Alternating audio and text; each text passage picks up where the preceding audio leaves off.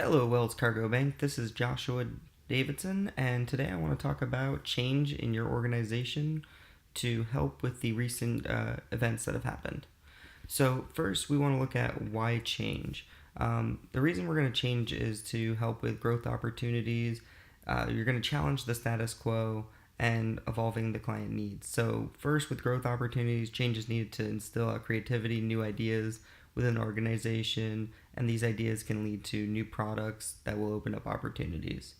Um, by challenging the status quo, just asking simple questions of why can help find out where there might be some process gaps. So you want to make sure that the overall consensus is that your employees should be asking why things are getting done the way they are. And then evolving for the client needs. So you want to keep changing to make sure that you're able to meet the needs of all the clients in the industry. So with all the different types of change, there are going to be some risks. You're going to have some resistance. You're going to have some employees that don't want to change. So we'll need to be cautious of those. Leadership can also play a big role in this, and if they're not on board, that can also hinder your chances of having a successful implementation of change.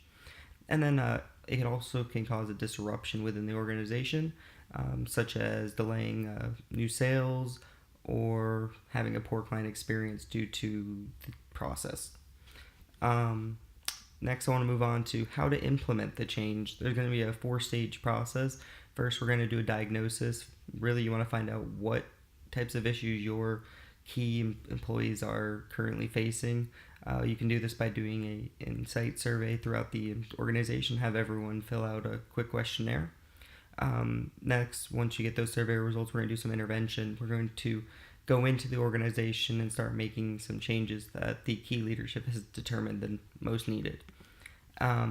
Stage 3 is evaluation. So what you're going to do is do a new survey, find out what types of changes you have done and implemented have had a successful or not successful experience within the organization. And if you don't have a successful experience, then you're going to go back into the 4th stage in feedback. And in that stage, you're going to reevaluate any of the bad experiences and bring those back up to the forefront of your change process.